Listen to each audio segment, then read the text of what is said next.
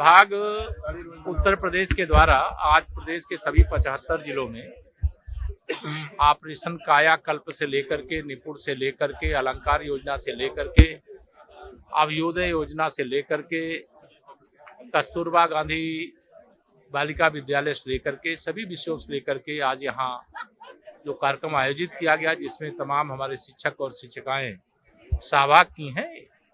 इस समय बेसिक शिक्षा विभाग का जो कार्य है उसकी जितनी प्रशंसा की जाए वह कम होगा।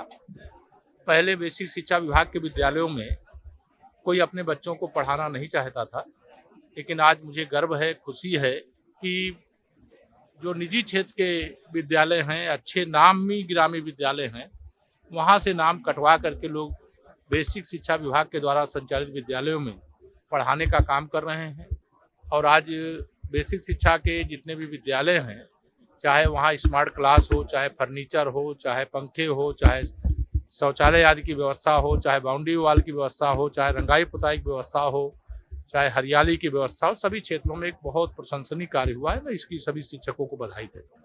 आज प्रधानमंत्री श्री नरेंद्र मोदी जी के नेतृत्व में 2047 तक विकसित भारत बनाने का लक्ष्य रखा गया और तीसरे कार्यकाल में तीसरी अर्थव्यवस्था बनाने का लक्ष्य रखा गया है।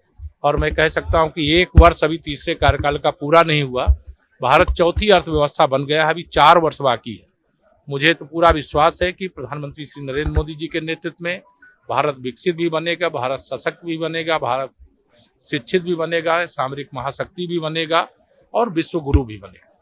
26वें पंचायत चुनाव है, एक जो बीजेपी के सहयोगी हैं अभय पटेल की बात से निषाद भी करें, हम अकेले चुनाव लड़ेंगे। इससे देखिए, अभी ये कोई पार्टी स्तर पे बात नहीं हुई, बयान वीरता है, अपना जो बयान देना है। कोई अकेले लड़ेगा या मिलके लड़ेगा, यह कोई हम लोगों की पार्टी में अभी कोई चर्चा नहीं। अखिलेश यादव ने कहा कि भाजपा का जो सफाई अभियान सिर्फ जुमला है, अब जनता भाजपा को साफ करेगी। देखिए, श्री अखिलेश यादव जी इस समय मुंगेरी लाल के हसीन सपने देखते हैं। 2022 में भी इसी प्रकार का सपना देखे थे कि 400 से ज्यादा विधायक सपा के जीत रहे थे, लेकिन जब रिजल्ट आया तो 100 के आसपास सिमट गए। लेकिन 2027 के विधानसभा चुनाव में समाजवादी पार्टी, मैं प्रयागराज से घोषणा कर सकता हूं कि समाजवादी पार्टी बनेगी।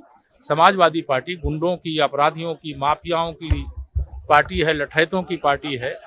उससे समाज डरता है। कानून व्यवस्था चुस्त और दुरुस्त भाजपा के शासन में है, सुशासन भाजपा की सरकार के समय है, सही राम राज्य भाजपा की सरकार के समय में है, विकास भाजपा की सरकार के समय में, शिक्षा भाजपा की सरकार के समय में, रोजगार भाजपा की सरकार के समय में, कानून व्यवस्था भाजपा सरकार की देन है।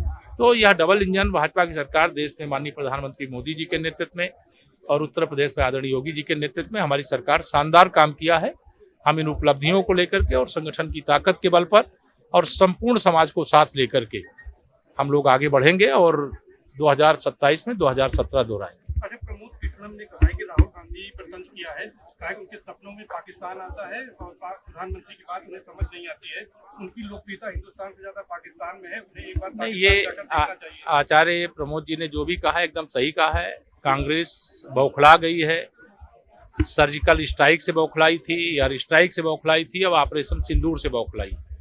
और पाकिस्तान के प्रवक्ता की तरह श्री राहुल गांधी जी और श्री मल्लिकार्जुन खड़गे जी बयानबाजी करते हैं और पूरी कांग्रेस पार्टी इस मुद्दे पर, श्री राहुल गांधी जी के बयानबाजी के मुद्दे पर एक मत नहीं है।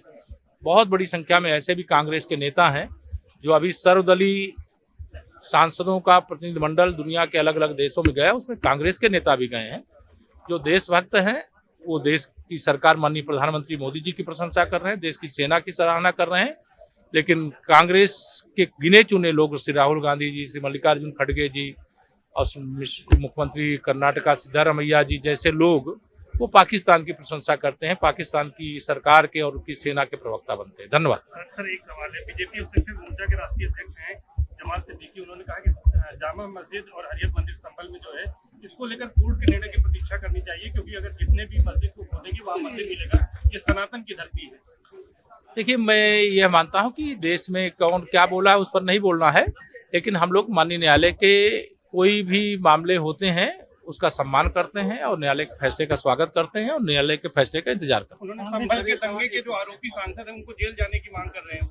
नहीं, जो दोषी होगा वो तो जेल जाएगा, उसको कौन बचा पाएगा। माननीय गृह मंत्री जी का एक बयान था लोकसभा में यूके हमारा था, है और रहेगा, और बहुत जल्दी इस चैनल को देखने के लिए आप इसे लाइक, शेयर और सब्सक्राइब करें।